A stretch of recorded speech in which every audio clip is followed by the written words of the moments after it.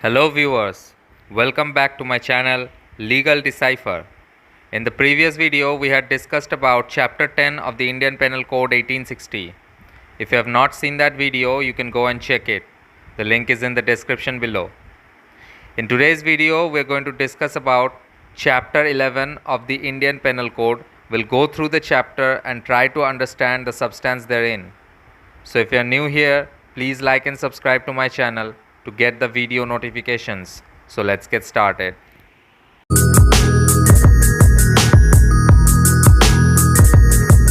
So today we are going to learn the rest of the heads under chapter 11. So the next head is screening and harboring offenders. It starts with section 212, which talks about harboring offender. It says whenever an offense has been committed, whoever harbors or conceals a person whom he knows or has reasons to believe that he is an offender with the intention of screening him from legal punishment. So he knows that this is a offender and he has harbored him even after knowing that he has committed an offense. And why is he harboring him? So that such offender can be screened, which means he can escape a legal punishment. So if such offender who is being so harbored is an offender for a capital offense, then the person who is harboring him shall be punished with either description for a term which may extend to 5 years and shall also be liable to fine. And if such offender who is being so harbored has committed an offense that is punishable with imprisonment for life or with any kind of imprisonment, then this person who is so harboring that offender will be punishable with imprisonment for 3 years and shall also be liable to fine. And if the offense is punishable with imprisonment which may extend to 1 year and not to 10 years, then this person who is so harboring that offender shall be punished with imprisonment of the description that is provided for that offense which that offender has committed, and for a term that will extend to 1/4 part of the longest term that is provided for that offense that such offender has committed, or with fine or with both. Now offense, as we know, includes any offense that is committed in any place out of India, which if would have committed within India would be punishable under these sections. Now the only exception to this provision shall be if such offender is the husband and such person who has provided harbor to that offender is the wife of that offender. Now section 213 and 214 seeks to prohibit unlawful compounding of offences and makes culpable giving or taking of evidence for such compounding. So the offence is complete as soon as a person agrees to give or take gift for concealing the offence or screening the offender. It is not necessary that he must have actually screened the offender. If he has done the act of giving or taking any gift for such concealment of that offense or that screening of that offender, then he has done an offense under section 213 or 214. Now punishment for section 213 is if such offense that was committed by the offender is a capital offense, if it is punishable with death, then the punishment for taking gift to screen such offender shall be imprisonment for a term which may extend to 7 years and shall also be liable to fine. Now if that offender has committed anything that is punishable with imprisonment for life or with imprisonment which may extend to 10 years, then this person who has so taken gift for screening that offender shall be imprisoned for a term which may extend to 3 years and shall also be liable to fine. And if it is any other offense that is punishable with imprisonment not extending to 10 years, then this person who has taken such gift to screen that offender shall be punished with imprisonment for a term which may extend to 1/4 part of the longest term of imprisonment that is provided for such offense, or with fine or with both. And this is also the same case for section 214. The punishments are equal. Whatever punishments are given under section 213 in a condition, the same punishment will be given under section 214 in the same condition. Now the only exception to sections 213 and 214 is that these two sections do not extend to any case in which the offence may be lawfully compounded. Now section 215 punishes for taking of gift for helping in the recovery of stolen property without exposing the offender. So the offender has stolen the property. Now this person has taken any gift for helping the recovery of such stolen property without exposing the offender. This section is primarily aimed at punishing professional trackers who, by taking illegal gratification under the pretense of helping the owner to get back stolen property, really screen actual offenders. So it is used against those people, and those people are punished under this section with imprisonment for a term which may extend to 2 years or with fine or with both. Now section 216 is supplementary to section 212 and applies to harboring of an offender who has escaped from custody. So in that case, he tried to screen the offender, and in this case, this offender has escaped from lawful custody and this person has harbored him, so that such offender is not again apprehended. Now if that offender has committed anything that attracts capital punishment, then this person who has so harbored him will be punished with imprisonment for a term which may extend to 7 years and shall also be liable to fine. And if that offender has committed any offence that is punished with imprisonment for life or imprisonment for up to 10 years, then this person who has so harbored him will be punished with imprisonment for a term which may extend to 3 years with or without fine. And if the offence is punishable with imprisonment for a term which may extend to 1 year and not to 10 years, then this person who has so harbored that offender will be punished with imprisonment for a term which may extend to 1/4 part of the longest term of such imprisonment that is provided for such offence, or with fine or with both. Now offence in this section includes also any act or omission of which a person is alleged to have been guilty out of India and for which he is under any law relating to extradition or otherwise liable to be apprehended or detained in custody in India. So in all that cases he will be committing an offence under this section. Now the only exception is that, as we have read earlier in this chapter, that if a wife is giving the harbor to her husband, that will not be covered under this section. Now section 216A is an aggravated form of harboring and specially deals with harboring of persons who have committed or about to commit robbery or dacoity.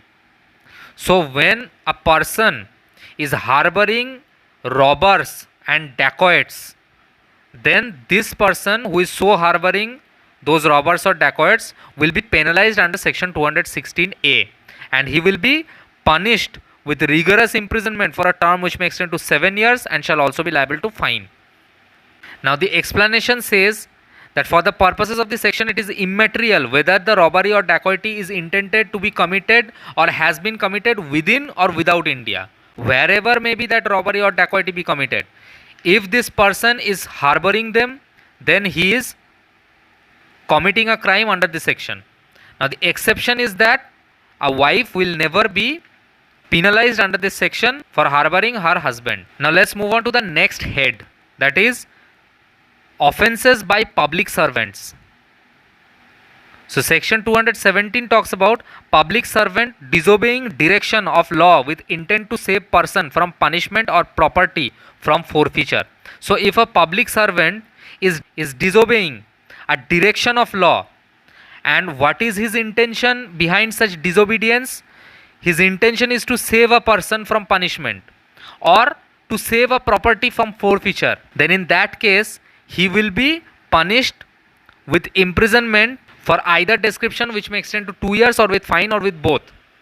And section 218 talks about public servant framing incorrect record or writing with intent to save person from punishment or property from forfeiture. So now what he does is he intends to save that person from punishment or he intends to save that property from forfeiture, and for that he has framed incorrect record or writing then in that case he will be punished with imprisonment for a term which may extend to 3 years or with fine or with both. Now section 219 talks about public servant in judicial proceedings corruptly making report etc. contrary to law. So he was not supposed to do so, but he is doing so. He is going in contrary to any law and he is making report corruptly in any judicial proceedings. So if he corruptly or maliciously makes or pronounces in any stage of a judicial proceeding any report, order, verdict or decision which he knows that it would be contrary to law, then for doing so he will be punished with imprisonment of either description for a term which may extend to 7 years or with fine or with both. Now section 220 talks about commitment for trial or confinement by person having authority who knows that he is acting contrary to law. So if any person is acting contrary to law and he knows it, and such person has authority for such confinement of any person or such commitment of trial, and he is acting in contrary to law, then he will be punished under this section with imprisonment for either term which may extend to 7 years or with fine or with both. So basically what he does is that he keeps person in confinement and he corruptly or maliciously commits any person for trial or confinement. Now section 221 talks about intentional omission to apprehend on the part of public servant bound to apprehend. So if a public servant is bound to apprehend a person and he intentionally omits to do so, then in that case, if such offender who was about to be apprehended has committed an offence that is punishable with death, then this person who has omitted from apprehending him will be liable to imprisonment for a term which may extend to 7 years with or without fine. And if the person who was to be apprehended has committed any offence that is punishable with imprisonment for life or with imprisonment for a term which may extend to 10 years, then this person who has so omitted to apprehend him will be imprisoned for a term which may extend to 3 years or without fine. And if such offender has committed any offence for which he would be punishable with imprisonment for a term less than 10 years, then this person who has so omitted to apprehend him will be imprisoned for a term which may extend to 2 years with or without fine. Now section 222 talks about intentional omission to apprehend on the part of public servant bound to apprehend person under sentence or lawfully committed. So if the offender is under sentence or lawfully committed and this public servant has intentionally omitted to apprehend that offender, then if such offender had committed any offence that is to be punished with a sentence of death, then this public servant would be punished with imprisonment for life or with imprisonment of either description which may extend to 14 years for not apprehending him. And if such offender had committed any offence that would be punishable by a sentence of a court of justice or by virtue of a commutation of such sentence to imprisonment for life or imprisonment for a term which may extend to 10 years or upwards, then this public servant would be punished with an imprisonment for a term which may extend to 7 years with or without fine for not apprehending him. And if such offender has committed any offence that is subject to punishment for a term which may extend to 10 years, then this public servant would be liable for punishment of imprisonment for a term which may extend to 3 years or with fine or with both if he has omitted to apprehend that offender. Now section 223 talks about escape from confinement or custody negligently suffered by public servant. So whoever being a public servant and legally bound as such public servant to keep a person in confinement. What kind of person? Those person who are charged with or convicted of any offence or lawfully committed to custody. Then if such public servant negligently suffers such person to escape from his confinement, then this public servant for letting that offender to escape his custody due to his negligence will be punished with simple imprisonment for a term which may extend to 2 years or with fine or with both. Now we will read section 224 later. First we will read section 225A which falls under this head. of offences by public servants. It says omission to apprehend or sufferance of escape on part of public servant in cases not otherwise provided for. So whoever being a public servant legally bound as such public servant to apprehend or to keep in confinement any person for any case that is not provided in section 221, section 222 or section 223. So this section is the exhaustive section. This section covers the other occasions that are not covered under section 221, 222 and 223. So in that case, if a person is a public servant and he has to keep a person in his custody and that person has escaped from his custody, then this public servant shall be punished with imprisonment for a term which may extend to 3 years or with fine or with both if he does so intentionally, or he will be punished with simple imprisonment for a term which may extend to 2 years or fine or both if he does so negligently. Now let's move back to section 224 that talks about resisting lawful apprehension. So section 224 which falls under the head of resisting lawful apprehension. So section 224 punishes a person who illegally resists, obstructs or opposes his own arrest. So the public servant is lawfully arresting him, but this person is illegally resisting such arrest, obstructing to such arrest or opposing to such arrest for his own arrest, then he will be punished with an imprisonment for either term which may extend to 2 years or with fine or with both.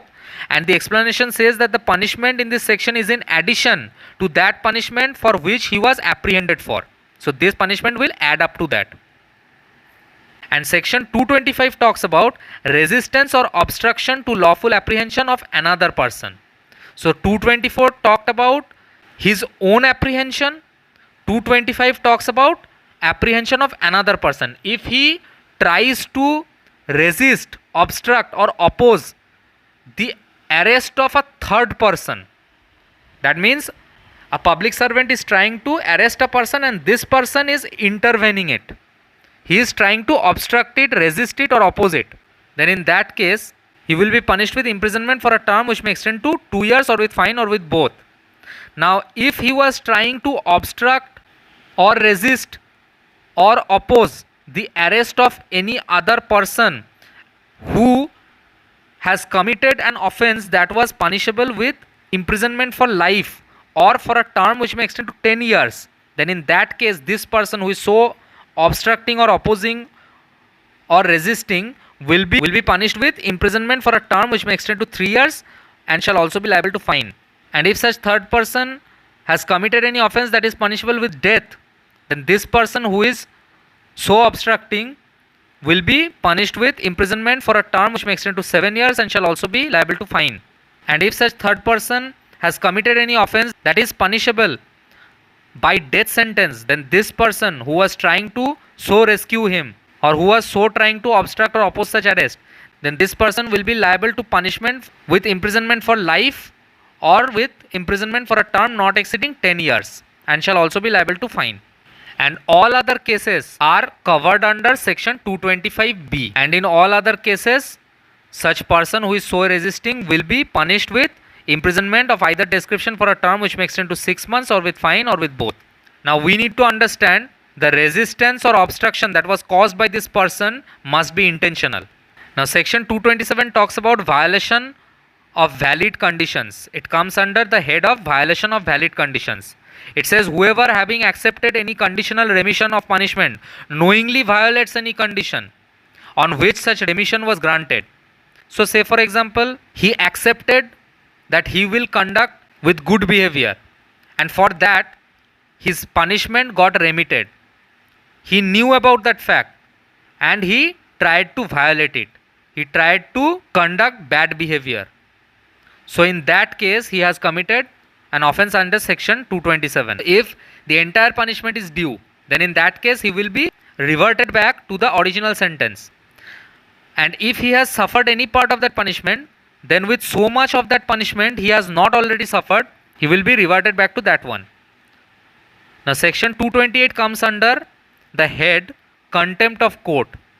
The Section 228 punishes a person who commits contempt of court by intentionally insulting a judge or by interrupting public servant conducting judicial proceedings. And this person will be punished with simple imprisonment for a term which may extend to 6 months, or with fine which may extend to 1000 rupees, or with both.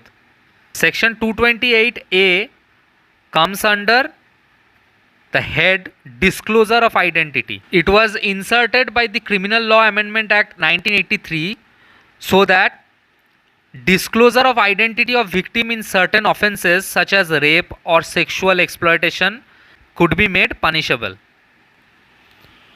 So if any person discloses the identity of the victim of certain offences that fall under these sections that are mentioned here, generally of rape or any sexual exploitation, then in that case such person who has so disclosed the identity of that victim will be punished with imprisonment of either description for a term which may extend to 2 years and shall also be liable to fine.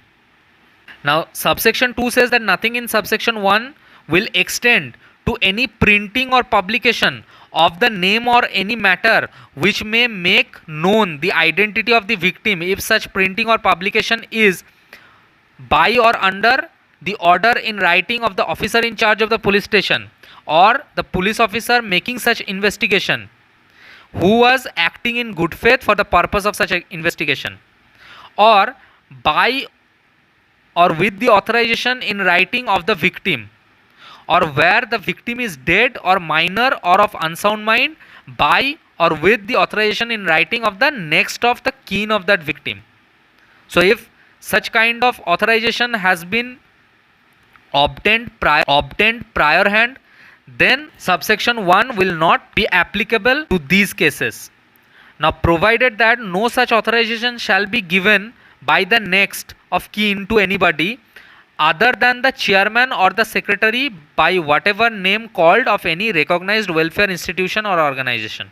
Now explanation says that for the purposes of this section, recognized welfare institution or organization means a social welfare institution or organization recognized in this behalf by the central or state government. Now it also says in subsection 3 that whoever prints or publishes any matter in relation to any proceeding before a court with respect to any offence that was referred to in subsection 1 without the previous permission of such court shall be punished with imprisonment of either term which may extend to 2 years and shall also be liable to fine. So the prior permission of the court must be taken. Now explanation says that the printing or publication of the judgment of any high court or the Supreme Court does not amount to an offence within the meaning of this section. Now let's move on to the last section of this chapter, that is section 229A. It talks about failure by person released on bail or bond to appear in court. So whoever having been charged with an offence and released on bail or on bond without sureties fails without sufficient cause to appear in court in accordance with the terms of the bail or bond, then he shall be punished with imprisonment of either description for a term which may extend to 1 year, or with fine, or with both. Now in this case the burden of proving will lie upon him. And the explanation says that the punishment under this section is in addition to the punishment that he was liable under the conviction and without prejudice to the power of the court to order forfeiture of that bond. So that's all in this video. If you like my videos, then don't forget to smash the like button and subscribe to my channel. Thank you so much for watching this video.